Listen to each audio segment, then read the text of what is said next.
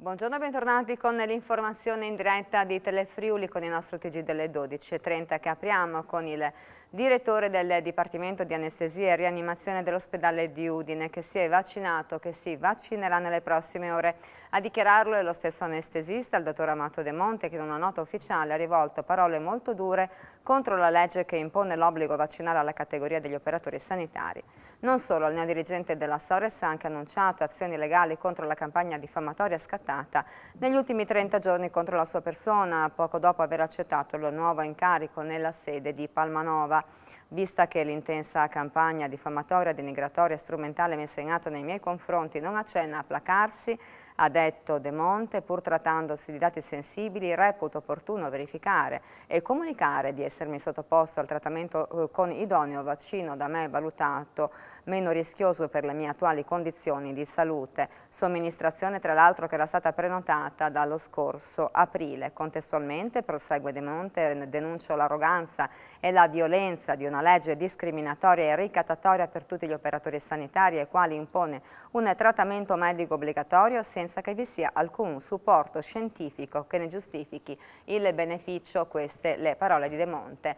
E la cronaca, un uomo di Aiello è rimasto leggermente ustionato e intossicato questa notte dopo aver tentato di spegnere in maniera autonoma un principio di incendio che si è sviluppato nella sua abitazione a seguito di una pentola lasciata sul fuoco. Una ragazza invece che viaggiava su uno scooter intorno alle 22 di ieri è rimasta ferita in maniera grave dopo aver impattato contro un veicolo lungo la strada regionale a Pagnacco.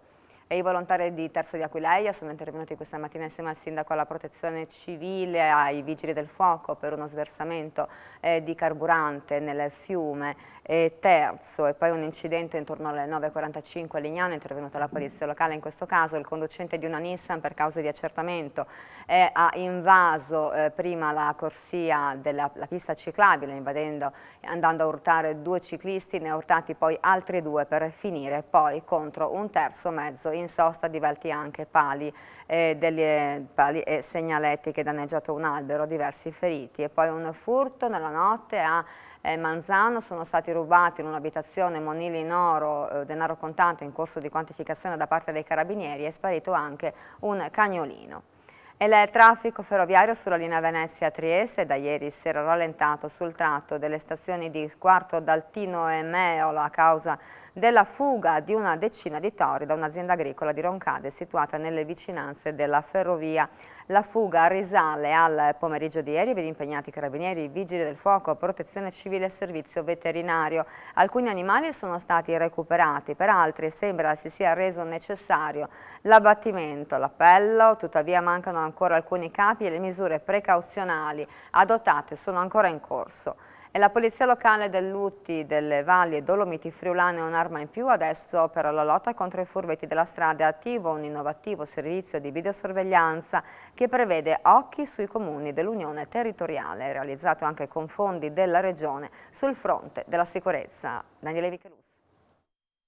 Un sistema di videosorveglianza all'avanguardia che permetterà di controllare le targhe dei veicoli e non solo in tutti i comuni dell'Uti, delle Valli e Dolomiti Friulane. Gli occhi saranno sparsi sul territorio, ma il cuore sarà la sala operativa della Polizia Locale di Maniago, che opererà in collaborazione con tutte le forze dell'ordine del territorio e con la Prefettura.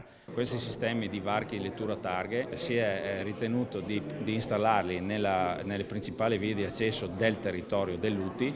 Ne abbiamo installati 6. C'è la possibilità di registrare il transito dei veicoli in un territorio molto vasto che rappresenta più della metà della provincia di Pordenone. Un'arma in più nella lotta ai furbetti della strada.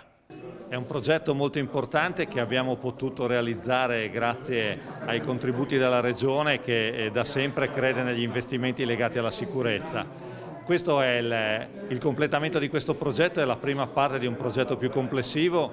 È chiaro che la copertura di un territorio molto ampio che rappresenta larga parte della parte settentrionale della provincia di Pordenone consentirà di avere una sicurezza, dal momento che i varchi lettura targhe consentiranno di individuare eventuali auto rubate, soprattutto anche le auto senza la dovuta assicurazione. Io credo che l'investimento nella sicurezza sia uno dei prerequisiti per garantire lo sviluppo delle nostre comunità.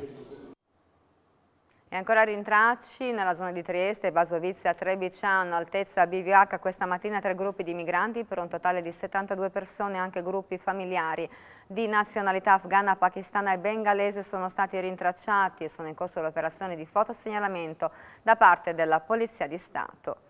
E con una manifestazione, un flash mob in programma nel centro cittadino prende avvio oggi la mobilitazione popolare a sostegno di un cittadino ucraino, Lyubomir Bogoslavec, di 59 anni, attualmente ospitato nel centro per il rimpatrio CPR di Gradisca di Sonzo. È noto per le sue esibizioni in città con la fisarmonica. Musicista, Bogoslavec è noto per aver in particolare continuato a suonare anche nel periodo più duro della pandemia. Ora è rinchiuso nel CPR in attesa di essere rimpatriato. Arrivato a Udine con un visto d'ingresso nei paesi Schengen di 3 mesi, anche a causa del primo lockdown, l'uomo era rimasto bloccato in regione senza documenti. Il cittadino ucraino ha sostenuto di aver richiesto asilo politico, ma alle autorità italiane la domanda non risulta essere presentata. Così, fermato per un controllo nei suoi confronti, è stato emesso un foglio di via. E voltiamo pagina, sono stati presentati ieri gli accordi raggiunti dall'acquedotto Poiana con CAF SPA sulle possibili forme di collaborazione e integrazione aziendale tra le due società. Sentiamo. Si è tenuto ieri pomeriggio a Cividale del Friuli l'incontro dei 12 comuni soci di Acquedotto Poiana SPA, che hanno presentato gli ultimi accordi raggiunti con CAF SPA. Risale al 3 giugno scorso l'approvazione dei documenti per l'integrazione tra le due società come ultimo atto di un capitolo aperto nel 2018. I sindaci dei 12 comuni coinvolti si sono detti onorati ed orgogliosi degli obiettivi raggiunti. Dario Angeli, consigliere del comune di Remanzacco, ha sottolineato la credibilità e la funzionalità dei servizi erogati. Piero Furlani, primo cittadino di Manzano, ha ricordato la qualità del prodotto e la tempestività degli interventi. Tecnologia, efficienza e centralità dei cittadini sono stati invece i punti cardine del sindaco di Cividale, Daniela Bernardi. È una grande soddisfazione poter essere rappresentanti di questi comuni e portare avanti un progetto così ben determinato. Un progetto che comunque parte da 20 anni, lavoro intenso da parte di tutti gli amministratori e che purtroppo con il 2023 deve portare ad un percorso di integrazione. Andiamo a Trieste, il punto di partenza è il dramma del Covid che ha investito l'Italia, in particolare la zona di Bergamo, con una violenza inaudita. L'arrivo è il futuro del paese. Giorgio Gori nel libro Riscatto lancia dei messaggi e lo fa partendo da quella che deve essere la sanità che nascerà nei prossimi mesi. Stamattina la presentazione appunto a Trieste, nel pomeriggio si terrà a Udine.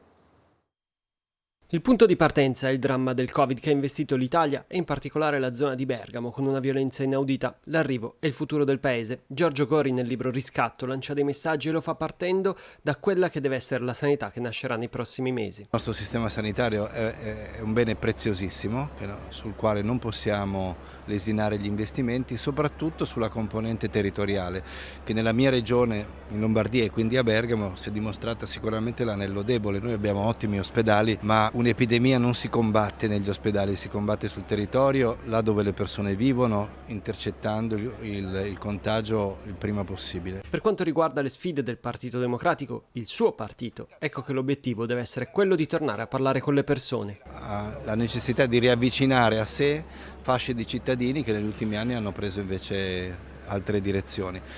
Credo che sia determinante per questo far coincidere l'identità del Partito Democratico con lo spirito riformatore che anima il governo Draghi, e questo obiettivamente è materia di dibattito interno al partito, perché non tutte le sensibilità del Partito Democratico aderiscono con la stessa spontaneità all'agenda Draghi, qualcuno magari rimpiange il precedente esecutivo.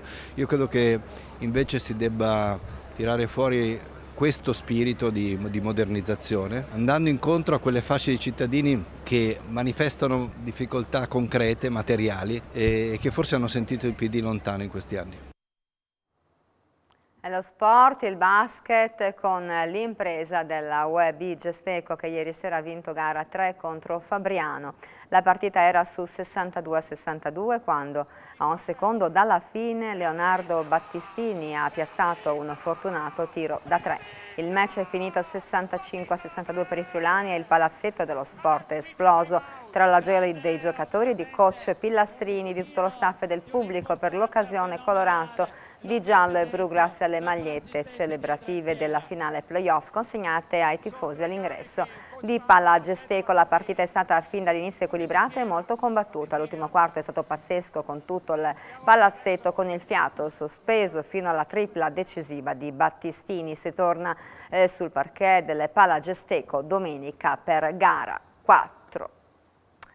E domani i ragazzi della White Sox di Butrio saranno nuovamente in campo per difendere il primato in classifica. Dopo la positiva trasferta in terra emiliana sono pronti ad affrontare il Castelneso. Sentiamo. Positivo il bilancio del doppio incontro in terra bolognese per i ragazzi del White Sox di Butrio che mantengono il primo posto in classifica. I ragazzi del baseball di Butrio tornano infatti dalla trasferta emiliana con una vittoria ed una sconfitta. Nella prima partita i friulani si sono imposti sugli Yankees Baseball SC per 3-1 grazie ad un ottimo lavoro difensivo. Nel secondo incontro ad avere la meglio sono stati gli Yankees con un 6-3. I White Sox, come detto, mantengono però il primato in classifica del girone B di Serie B nazionale. Per loro 625 millesimi, frutto di 5 vittorie e 3 sconfitte. Appollaiato sulla vetta della classifica con il giovane team butriese c'è il Padova Baseball e Softball Club, compagine esperta già di passaggio a Butrio nella prima giornata, nell'occasione una vittoria per i White Sox ed una per i Patavini. Un piazzamento che dà fiducia ai giovani ma che ricorda anche il lavoro che è ancora da fare. In allenamento dobbiamo lavorare sugli errori difensivi. Purtroppo nelle ultime 4 settimane tra pioggia e assenze non abbiamo avuto molte occasioni per farlo, ha spiegato Osbel.